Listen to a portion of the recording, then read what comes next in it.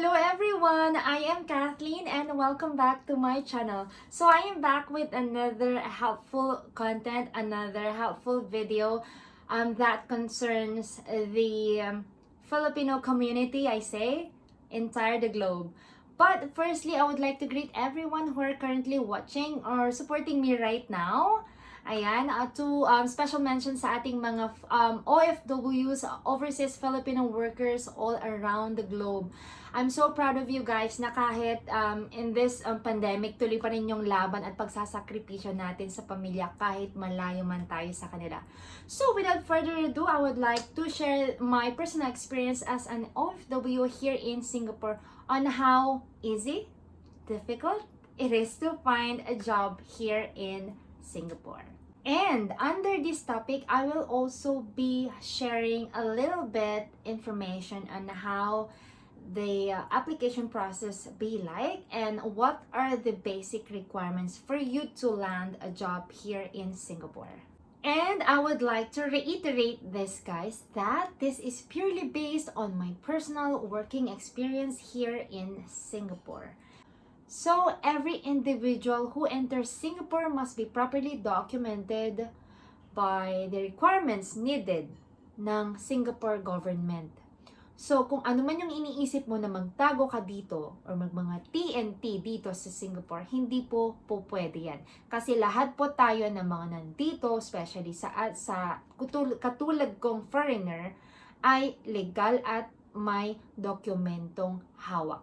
And that is this national ID. That is why Singapore government issued this national ID to each and everyone, either sa foreigner or and of course sa mga locals. They have this to make sure that they track us on every transaction we make. I would like to share to you the different types of work passes that the government issue to Filipinos or to any other foreigners. So first, we have the Training Employment Pass or TEP. Well, for this one, I'm not so sure whether it still exists nowadays. But since 2009, it has been there already, itong TEP na pass na ito. Kasi isa rin po ako sa mga may hawak nito when I was still a student. Take note, guys, that this Training Employment Pass is mainly for students, foreigners who are studying here abroad, here in Singapore. I had my internship or I had my on-the-job training here, OJT, dito sa Singapore. That's why they issued us this pass, which is TEP, which only allows you to work for a minimum of 6 months to 1 year. But once finishing this 6 months duration of your internship or 1 year internship, you only have 2 options to choose from. It's either to go back home and graduate and maybe come back here, or depende rin sa company mo kung absorb ka nila, depende sa iyong performance. Now, the next 3 work passes that I'm going to discuss, we have here work permit, we have S-Pass, and then we have E-Pass. So you have to remember, guys, ito pong tatlo na to may kanya-kanya pong level of expertise. Pataas po yan. Meron po itong kanya-kanyang level of salary range. Meron din po itong kanya-kanyang level of requirements upon hunting or getting this work permits. Ayan. When you say work permit, ito po ang mga normally na may hawak nito. Mostly ay ito po yung ating mga pinakamamahal na mga domestic helpers dito sa Singapore. Madali pong kunin itong pass na ito kasi they have this lesser requirements na kailangang isubmit sa government. So for this S-Pass, dito po ako nabibilang. Ito po yung tinatawag nating blue collar na mga employees. So we have here people who are working sa retail jobs, people who are working sa F&B jobs. And so with this E-Pass, ito po yung mas mataas na antas ng mga workers. Most probably sila po yung mga teachers, yung mga engineers, mga ITs, mga architects, mga ganyan po dito sa Singapore. Now looking at this, we have the work permit, S-Pass, and then E-Pass. Now nakita nyo po, pataas po siya. Mas mataas po itong dalawa. Mas mataas sila in a way, mas mataas yung sahod. But we have to consider, mas mataas din yung requirements na kailangan nilang i-comply sa government at sa company na ina-applyan nila. Now talking about these requirements, basic requirements of course would be educational attainment. Now regarding educational attainment, depende po yan sa kung saang pass mo gustong applyan.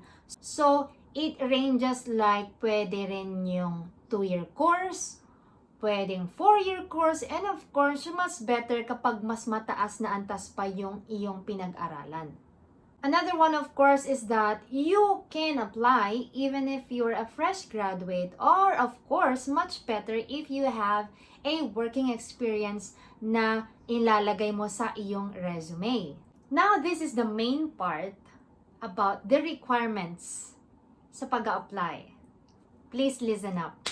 Now, this requirement applies these two, S-Pass and E-Pass. This is what we call quota system here in Singapore. Quota system, I'll make it simple and easy to understand.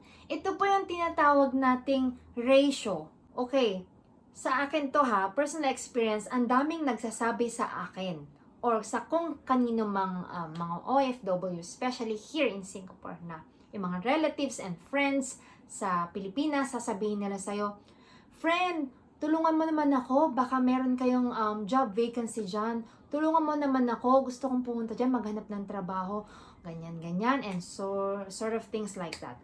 Now, hindi po ganon kasimple, no?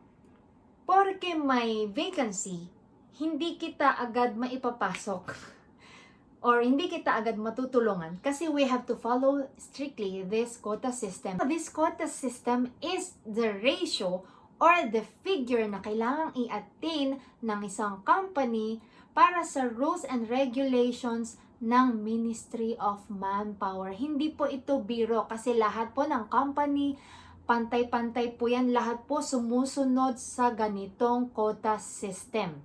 Now, I think the current quota right now is 7:1. I'm not 100% sure about this, no? Alright? So, when you say 7:1, dito sa Jollibee na to, nararapat lang na sa bawat 7 na lokal or Singaporean na empleyado sa Jollibee, meron namang isang foreigner. Now, let's say dito sa foreigner na to, hindi lang po natin tinutukoy ang mga Pilipino. Hati-hati po ito sa lahat ng mga nationalities. So, pwedeng Indian, pwedeng Malaysian, pwedeng Chinese, pwedeng Vietnamese. Ayan. So, we're not just talking about Filipino. So, ito po, ito yung spot natin ngayon. Iisa lang, iisang spot at paghahatian pa ng lahat ng mga ibang nationalities. So, ganyan po kahirap. You have to follow strictly yung law ng Singapore regarding sa employment. So, hindi po pwedeng doktorin natin itong quota na to kasi everything is punishable by law. I hope I made it clear, guys, sa mga nagpapatulong po sa akin na maghanap dito ng trabaho. This explains well. Sana po mas naintindihan nyo ng mas maayos at sana po no hatred po sa akin. Huwag po kayong magtampo kung hindi ko po kayo natutulungan sa mga ganyang job hunting purposes. Now, let's proceed with the main topic or main discussion on how or ways on how to find a job here in Singapore for a foreigner like me, particularly a Filipino. So, one way is that through agency. Ayan, through agency po, this is either outside or within Singapore na. Now, let's say you're outside Singapore, nasa Philippines ka.